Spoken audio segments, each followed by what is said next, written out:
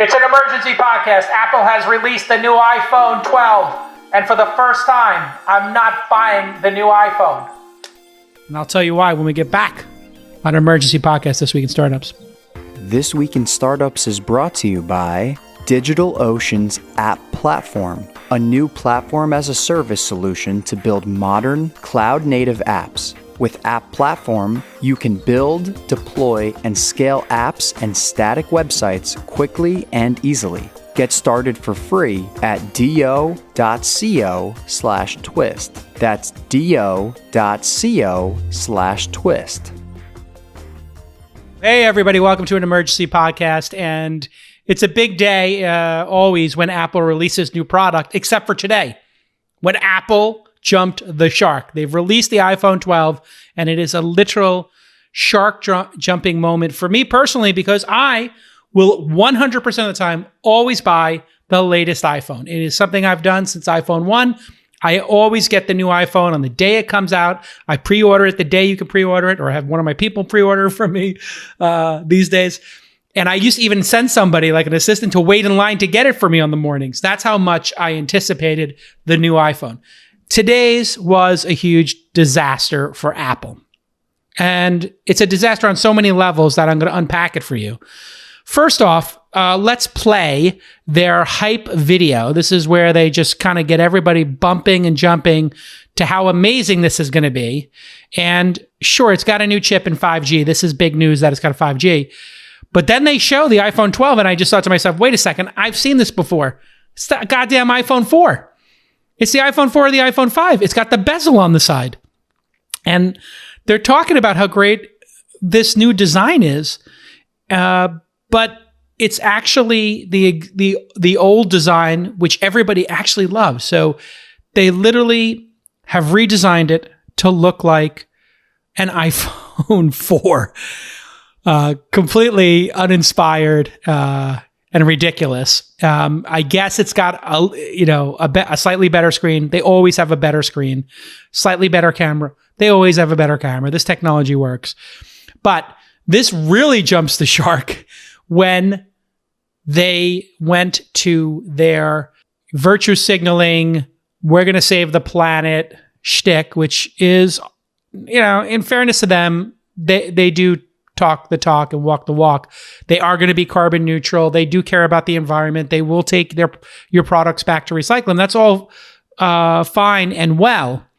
But when they went to this shot of the roof of the mothership headquarters, and I couldn't believe what they were telling me here, but listen to this, folks. We've also been transitioning our iPhone manufacturing partners to renewable energy. Okay, that's great. Renewable energy is perfect. We looked for ways to cut waste and use less material. Okay, I'm with you. Cut waste is a great idea. Customers have over 700 million Lightning headphones. Okay, we got headphones, and yes. Many customers have moved to a wireless experience. Yep, I bought 3 pairs of AirPods, or other sure. wireless headphones. Definitely. And there are also over 2 billion Apple Power adapters out in the world. I bought all these adapters from you. I got them in every room. And that's not counting the billions of third-party adapters. Yeah, I buy the Anker ones. So they're better than yours and cheaper. these items from the iPhone box. What? Which reduces carbon emissions and avoids the mining and use of precious materials. Removing these items also means a smaller, lighter iPhone box.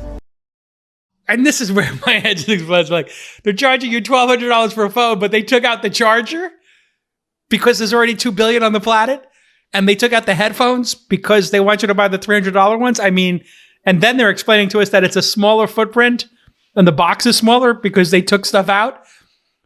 But this is in your best interest and better for the planet. Okay, I get you, Apple. I see what you did there. You're basically took everything out except for, and this is where, everybody went crazy on the Twitter. Not only did they have the audacity to tell you you don't need a charger with your new $1,200 phone, and you don't need headphones with your new $1,200 phone. It's not like they lowered the price on this thing. It's still expensive. But then the audacity is they still use a Lightning connection. So if they actually did care about chargers and they do care about the environment, why not go with the standard USB-C? Then we don't need as many of these. You make us buy a USB-C for our iPad Pros. You make us buy it for our MacBooks and our MacBook Airs and MacBook Pros. And every other device has moved to USB-C, except for this one device, which still makes us buy redundant Lightning cables. So forgive me, but I find this ridiculous. Let's watch the rest of this video shot on the solar panel roof of the mothership. We can fit up to 70% more products on a shipping pallet. Great. Reducing carbon emissions in our global logistics chain. That's why I'm buying an iPhone. I want to get that global logistics better. Changes we've made for iPhone 12 cut over 2 million metric tons of carbon emissions annually. Great. It's like removing 450,000 cars from the road per year. This is huge, and we're really proud that Apple is taking the lead. We hope others will follow, making this impact even bigger for our planet. All right, so I thought that was like ridiculous and disingenuous. They should have said, hey, we took the $50 off the price of it because we're saving so much money for you. But they didn't say that. And then they're creating this iPhone 12 mini, so it's a little bit smaller. And then they get into it, and like the big feature is, and they use James Bond music. This film is not coming out this year anyway. And here we go. They're launching a small version of the iPhone 5. By the way, the iPhone 5 was the small version, so this is not new. I don't know why you're making such a big deal about this. You just gave us what we had 10 years ago. This is iPhone 12 mini. With its amazing size, it fits in the palm of your hand. While still all smartphones used to fit in your hands. A mini means smaller than that. It's smaller and so this is kind of ridiculous. I mean, I kind of want it, I'll be honest. But with a larger 5.4-inch display that lets you see so much more. With its compact size, the iPhone 12 mini has the exact same features as iPhone 12. Great. You're just choosing between two great sizes. Okay, great. So not much there. And then the only other thing they really did is they're including LiDAR in this. And so most people are going to ask, hey, what's the story with LiDAR? This is really their way of getting LiDAR into their products because they have AR coming, right? And so it's just another way for them to know the distance between your phone and objects. And so Snapchat and filters and these kind of things will be more accurate, and they'll be able to build models of the world. But what's really great about this is going to drive down the price of LiDAR sensors, because whatever you put in the iPhone, the price of that, whatever component you put in an iPhone or a smartphone, the volume in which these things are produced will definitely lower the cost of all this. The one thing I thought was very cool is something that, Steve Jobs showed us, decades ago, which is MagSafe. So everybody remembers MagSafe, that little plug you would put into your laptop, and that if somebody walked by and kicked the cable, it would just come off because it wasn't attached. And then they replaced it with USB-C for some reason. And then now MagSafe doesn't exist anymore. Well, now they're bringing MagSafe back. Okay, so MagSafe existed on laptops. They took it out of the laptops and put USB-C on it. And now they're bringing MagSafe back, and they put it on the phones. So all those aftermarket magnets you put on the back of your phones and then you snap it onto something? They've basically included that in the iPhone. I do actually think that's the one thing that could potentially tip me over into wanting this device, is that I like having the wallet with my credit cards on the back. And now you can snap little devices onto the back, or if you were using it in a car, I assume they'll have car chargers, from third-party manufacturers. You snap your iPhone on there. But I like to have a case, and so these things generally don't work with the case. But maybe I'll get the case on it, and let's roll the video here of the MagSafe components. And here is the MagSafe accessories, which will also charge the phone, obviously. The displays are now way past any just noticeable difference. There's no way for people to even see the difference in these displays. So that's we've reached peak smartphone.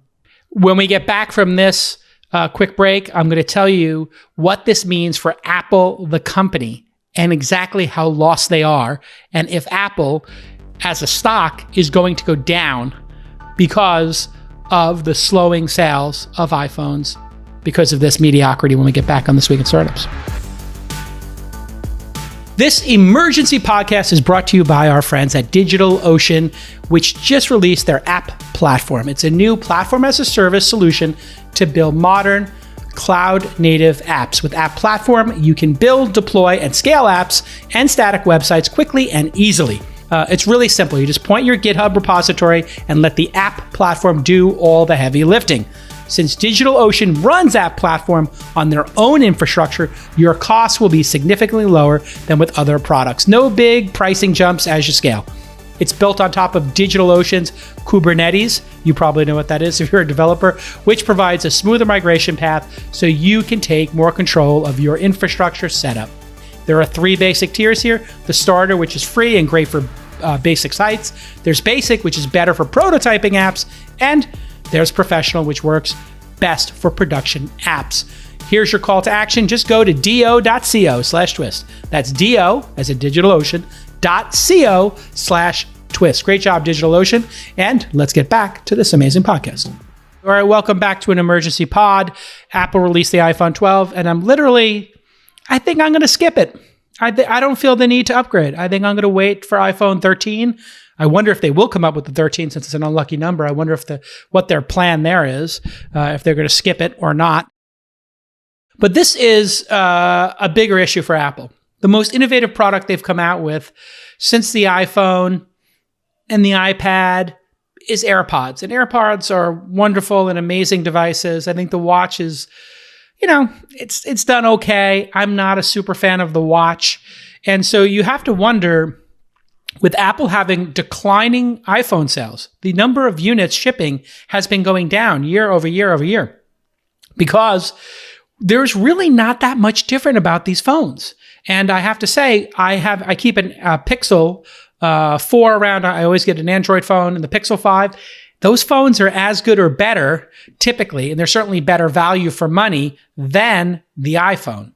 And so while I am still a fan of Apple's phone, and it is still my default phone, I don't feel the loyalty to Apple I used to feel. I stopped buying their computers. I went to Chrome, and I started using Windows again. And I love my Dell Windows, and those machines are, for the same price, I can get a machine that's like 50% or 100% more powerful when I buy a Dell.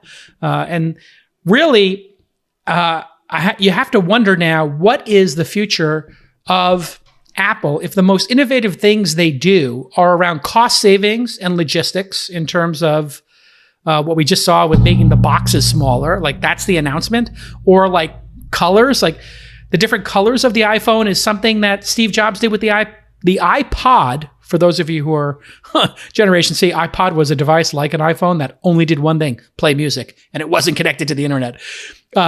The iPod Mini had all the different colors. Like we get it. Color, and the original iMac came in all the different fruity colors. Like we get it. Multiple colors gives you more options, and it's interesting. But really, what we're starting to see is Apple feels like they're running out of steam. So there really is 2 theories right now as to what's happening at Apple. Either they see themselves the end of the line for desktop computing and the end of the line for the smartphone, and they just think, you know what? We need to focus 100% on the AR glasses, which are obviously being worked on for a long time now. And those could come out in a year or 2, maybe.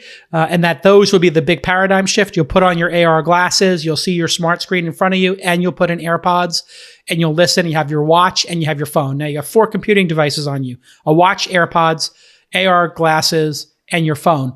And you could remove one of those from, the package, say the phone, and you could just go out with your glasses on and your watch and maybe your AirPods, or maybe like the Bose glasses I have the Bose sound glasses. The glasses will probably play sound already and have Siri in them, so you won't need your AirPods. So imagine putting on their AR glasses and their speakers playing you music, or you're talking to Siri, or you may have noticed in the latest update, Siri will read you your messages when your AirPods are in.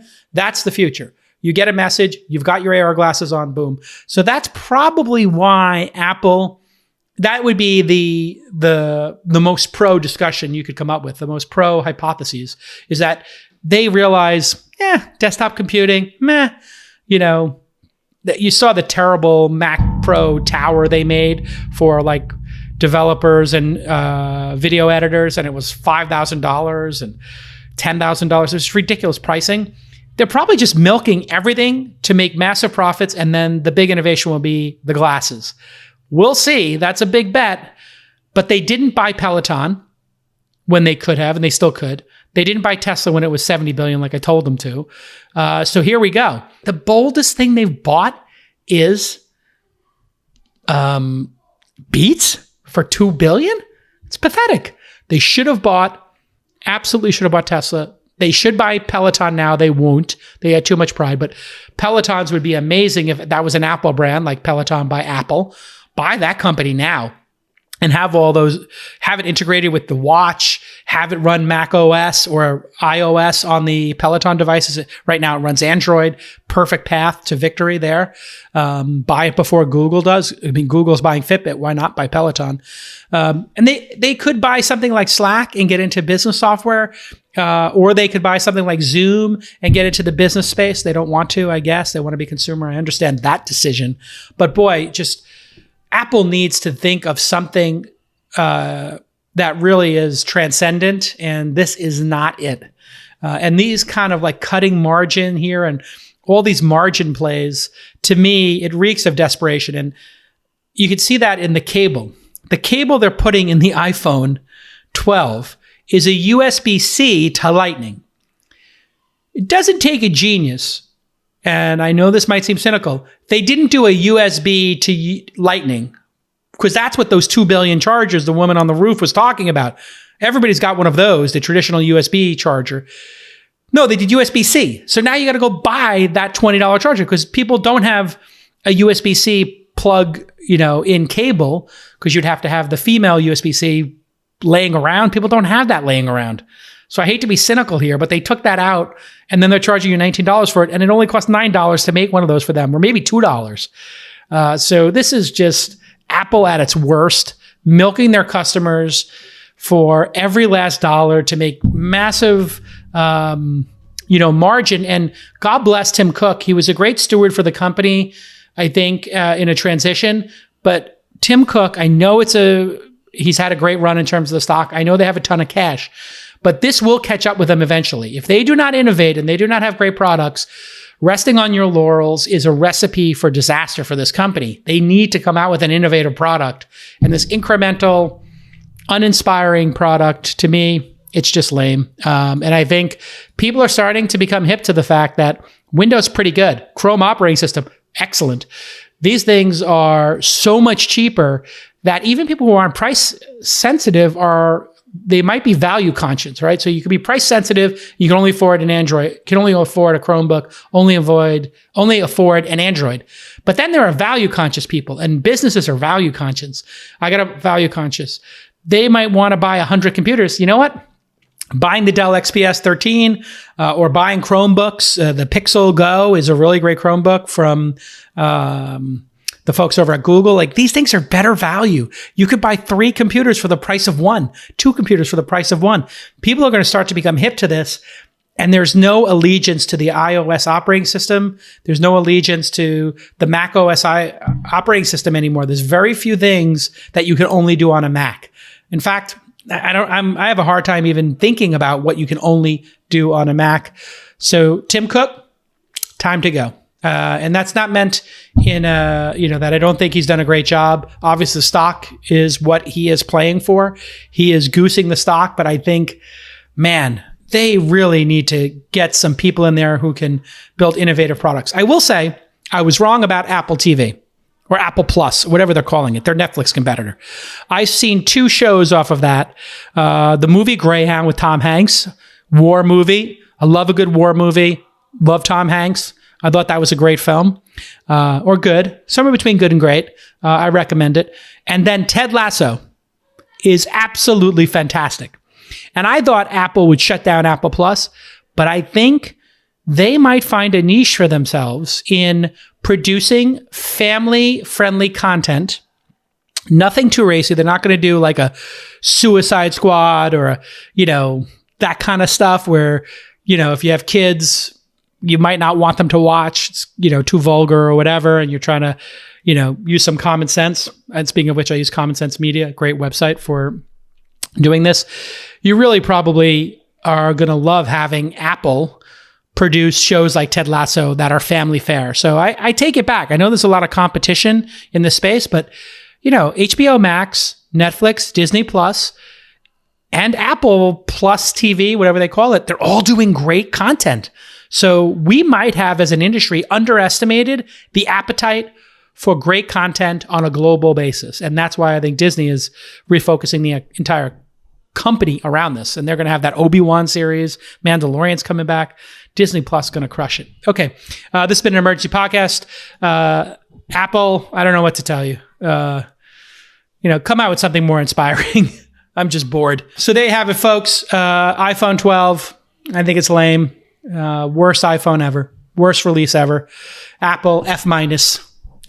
Come back, try again with something more innovative. I'm sorry. And the speakers and all that kind of stuff, still lame. Nobody cares. Like Sonos is better. Just really the fact that they also just, they really didn't make a good, maybe they're probably too late to get into the music system for your home and speakers, but their smart speakers are also just overpriced and lame. So it's a lame day for Apple. Stock is down on the margins at the taping of this.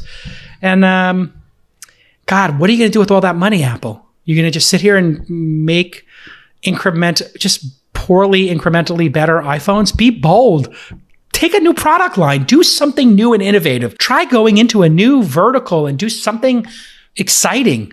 For once, Apple. Really, seriously. The last exciting thing were AirPods. I'm sorry, that's it. Everything else since AirPods has been lame and incremental. And before that, it was the iPad. Apple Watch was a dud for me. All right. We'll see you all next time on This Week in Startups. Bye-bye.